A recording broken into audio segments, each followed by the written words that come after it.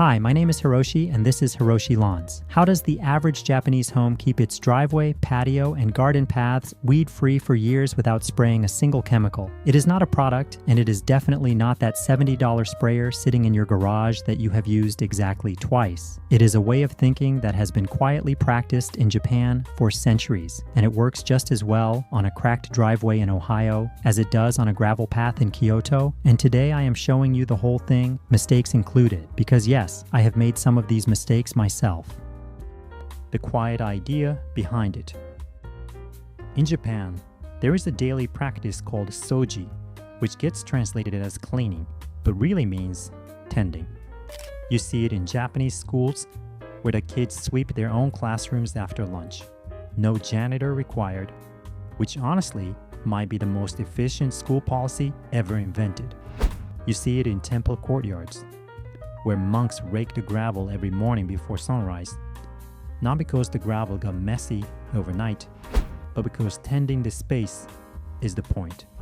Now apply that idea to weeds, and the whole picture changes. A Japanese gardener spots a weed seedling when it is the size of your fingernail and pulls it the day after rain, when the soil is soft and the root lifts out clean. There is a word for this, kusamushiri, and we will come back to it later because it is honestly the most important word in this whole video. Here's my confession, before we go any further. For about 3 years, my entire approach to driveway weeds was what I now privately call the August panic method. Ignore everything all spring, ignore everything all summer. Then one Saturday in late August, go out there with a spray bottle of something orange, in flip-flops, furious at the world, and spend 4 hours fighting weeds with roots like tree trunks. If that sounds like your driveway right now, you are not alone, and we are going to fix it. The two-part plan. So here is how we are splitting this. First, we deal with the weeds that are already there, using stuff that is probably sitting in your kitchen right now. Second, we set things up so new weeds basically stop showing up at all, the Japanese way, which is less about fighting and more about never giving them an opening in the first place. And quick, before we get into it, let me know down in the comments what you have been using on your driveway weeds. Is it the orange spray bottle? Is it the flame weed torch your brother-in-law swears by? Did it work? Or are you, like me a few years ago, just standing out there in flip-flops, yelling at a dandelion? Be honest, I read these. Part 1. The kettle method. The most accessible chemical-free tool you own is sitting in your kitchen right now. Just a kettle of plain tap water. Fill it up, bring it to a rolling boil, and carry it out to the driveway. Carefully, slowly, not in flip-flops. I cannot stress this enough. And yes, that is a true story. My foot was fine, but my pride took about a week to recover. Pour the boiling water directly onto the weed, right where the stem meets the crack. What happens next is biology. Water at 100 degrees Celsius ruptures the plant's cell walls and breaks down its proteins almost instantly. The leaves go limp within hours, and by the next day, the whole thing looks crispy and brown, like it has simply given up on life, which, to be fair, it has. Here's the part a lot of videos skip. Boiling water is a contact treatment. It only cooks what it touches. For young seedlings that have not built a real root system yet, this is often the end of the story. One pour, and they are done. But for older weeds, the dandelions, the bindweed, the thistle, with a real root system underneath, the top dies back, but the root still has energy reserves, and within a couple of weeks, it pushes up fresh leaves like nothing happened. So be honest. This is not a one-and-done miracle, it is a maintenance habit. Repeat it every 2 to 3 weeks until the root finally runs out of stored energy and gives up. Quick practical note. Get a kettle you do not mind dedicating to this job because your household will judge you for using it outside. I have a designated driveway kettle now. My wife thinks it is ridiculous. My driveway has never looked better, so I call that a win. And the reason I am leading with this method It has zero downside. It will not stain your pavers, will not eat into your concrete, and leaves nothing behind. It just evaporates. Compare that to the internet's other favorite trick. In my opinion, one of the worst pieces of gardening advice still floating around. The salt trap. Now, let me say something clearly about salt, because the internet is absolutely full of bad advice on this one, and I want to save you from making the mistake I personally watched my own mother make. You have probably seen videos telling you to pour table salt or rock salt straight onto weeds, sometimes mixed right into the boiling water for extra punch. And yes, salt works. It dehydrates the plant and poisons the soil around it.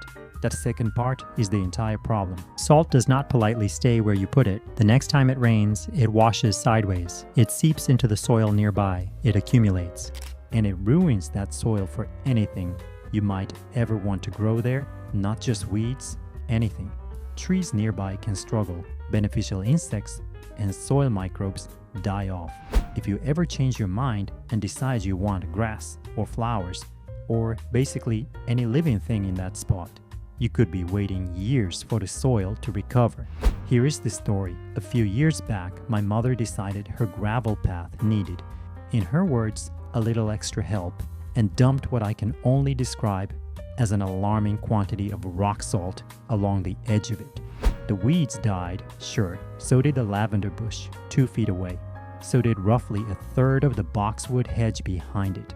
To this day, nothing grows properly in that strip of soil, and every single holiday dinner, somebody brings it up. Remember the salt incident? I do, Mom, we all do. So here is the rule, and I genuinely want you to follow this one. Do not put salt anywhere near a flower bed. Do not put it near your lawn. Do not put it near any tree or shrub you actually like. The only place salt has any business being is in a pure pavement crack, where absolutely nothing should ever grow. And even there, it can leach sideways into soil you do care about. Honestly, just skip it entirely. Boiling water does the same job on young weeds without any of the long-term damage. And for the older, tougher weeds, there's a better option anyway. The heavy hitter, horticultural vinegar. For the more established weeds, where boiling water alone is not quite getting the job done, there is a stronger natural option, and that is horticultural vinegar. Now, I want to be clear, this is not the 5% white vinegar sitting in your pantry that you use for cooking and for cleaning your coffee maker. That stuff will take out a tiny seedling on a sunny afternoon, but it barely scratches anything established. Horticultural vinegar is a concentrated product, usually somewhere between 20 and 30% acetic acid. And at that strength, it is a genuinely different tool. The acid burns straight through the waxy coating on the leaves and destroys the tissue underneath. But here is the trade-off, and it is a real one. At that concentration, this stuff is a serious irritant. It can burn your skin. It can seriously damage your eyes if it splashes. You need gloves. You need eye protection. You need to keep it well away from kids and pets while you use it, and honestly, for a little while after. Treat it like the strong tool it actually is, not like a salad dressing you accidentally left out on the counter. I learned that lesson once, and I will simply say that my kitchen smelled like a vinaigrette for about a week, and not in a good way.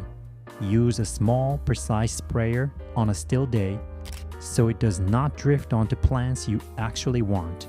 This stuff does not care what kind of plant it touches. It will scorch your prized rose bush just as fast as it scorches the dandelion sitting right next to it. The same goes for boiling water, by the way. Both of these are what gardeners call non-selective. Great in cracks, on bare gravel, on open driveway space. Not great as a surgical tool inside a flower bed. For weeds growing right next to plants you love, your hands are still the best tool you own. And that brings us to the second half of this video. Part 2, the Bosu sheet. Now we get to the part that actually deserves the word Japanese, and the part that justifies calling this a permanent solution, because killing weeds is reactive. Preventing them from ever growing in the first place is the real win, and it is the part almost nobody outside Japan actually does properly. Walk around almost any traditional Japanese home with a gravel driveway, any temple courtyard, any tidy garden path, and you will see the same setup over and over. Underneath the gravel, there is a layer of weed control fabric. In Japan, it is called bosu sheet, which literally translates to weed prevention sheet. And it is exactly what it sounds like. It is a tough, woven landscape fabric that lets water drain straight through, but blocks light from ever reaching the soil underneath. No light, no germination. No germination, no weeds. It is almost insultingly simple.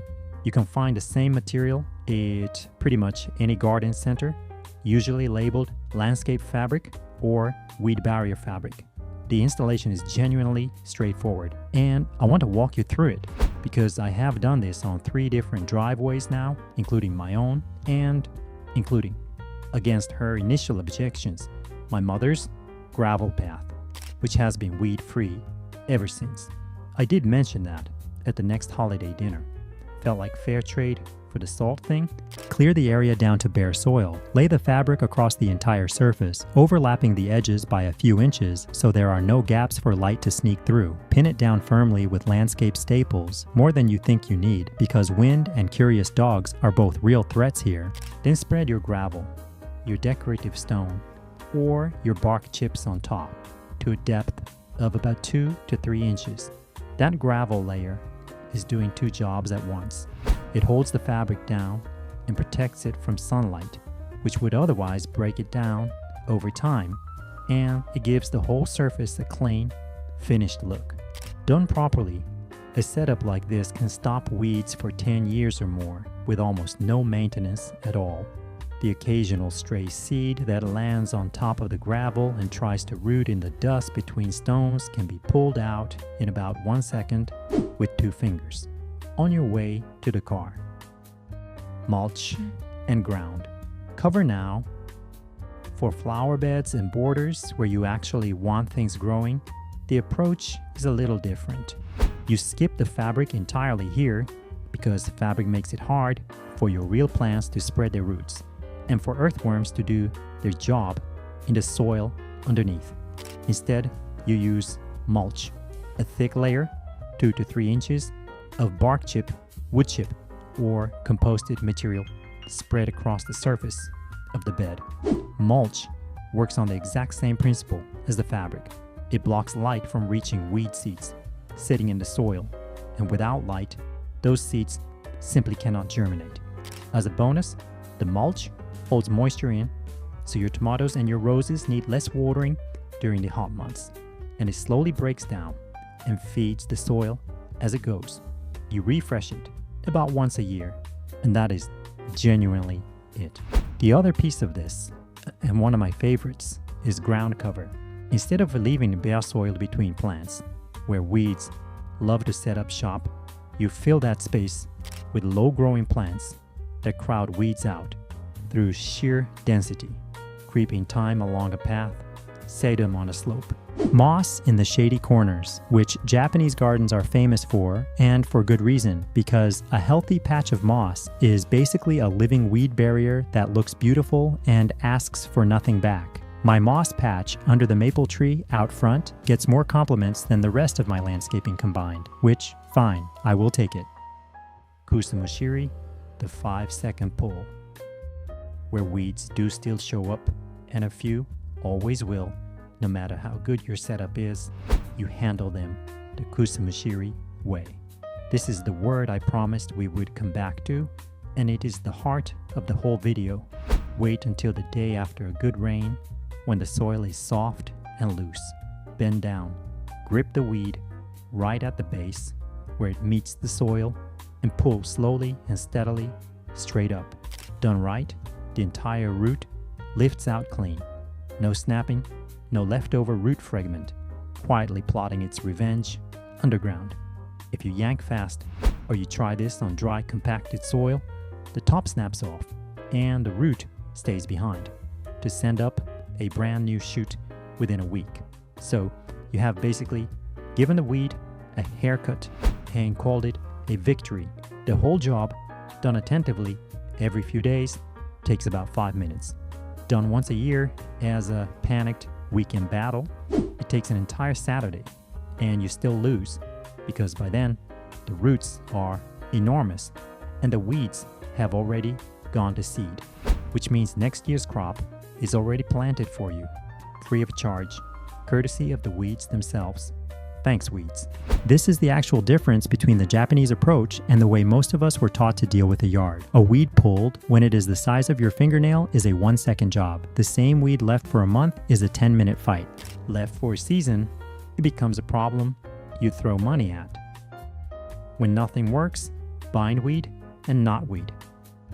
A quick word on what to do when something is just not working, because every driveway has at least one weed that seems genuinely immortal. If you have hit a patch of bindweed or Japanese knotweed with boiling water 3 separate times and it keeps coming back stronger, that is not a failure of the method. That is the plant telling you about the size of the root system it has underground. And frankly, you should be a little impressed, even while you are annoyed. Bindweed roots can run 5 meters deep. Knotweed rhizomes can travel underground for years, quietly, in the dark, plotting their next move. For these specific cases, the honest answer is that boiling water alone will not win, at least not quickly. What does work is exhaustion. Cut or pull every single green shoot the moment it appears above ground, before it gets the chance to photosynthesize and send energy back down to that root. Do this every week, all season long. A root cannot store energy if the leaves never get a chance to make any in the first place. By the second summer, the plant has burned through a serious chunk of its reserves and starts to fade. By the third summer, it is usually gone for good. This is the deepest version of the Japanese mindset applied to a driveway. Not one dramatic battle, but a long, quiet, slightly stubborn patience that the weed simply cannot match, because the weed has no idea you are still paying attention. You do not need to be stronger than the plant, you just need to be more consistent than it is. What this actually costs? Let's talk costs for a second, because this is the part that always surprises people. A kettle of boiling water from your own tap is essentially free. A jug of regular household vinegar costs a couple of dollars and lasts for months. Horticultural vinegar runs a bit more, maybe $15 to $20 a bottle, but a little goes a long way. A bag of mulch for an average flower bed is around $10 to $15 and lasts you a full year. And a roll of weed control fabric for a driveway, edge, or a gravel path is a one-time cost of around $30 to $50, and it lasts a decade, sometimes longer. Now compare that to the ongoing cost of commercial weed killer year after year after year, plus the cost of replacing any plants it accidentally takes out along with it. Plus, frankly, whatever long-term health questions hang over a lot of those products that none of us really want to think too hard about, the Japanese approach is not just safer, it is cheaper by a wide margin. And there is a peace of mind that comes with that too. You can let your dog flop down on the driveway 5 minutes after you treat it. That alone is worth something. The real lesson, the deeper lesson here, is not really about weeds or fabric or a kettle. It is about a way of thinking. The Japanese approach to a driveway or a garden, or honestly anything that needs ongoing care, rests on one quiet idea: prevent rather than fight, maintain rather than rescue. The hardest mess to clean is the one you let build up for a year. The easiest mess to clean is the one you handle the moment it shows up. Most of the modern approach to yard care has been shaped by companies selling you the cure. The Japanese approach is shaped by households quietly practicing the prevention. Once you see that difference, you genuinely cannot unsee it. Your driveway does not have to be a battleground every summer. It just needs a kettle, a roll of fabric, a bag of mulch, and the small, ongoing attention that, where I come from, we would just call normal. If this helped, hit subscribe. It genuinely helps the channel, and let me know down in the comments if you have your own salt incident story, because I would love to know. I am not the only family with one.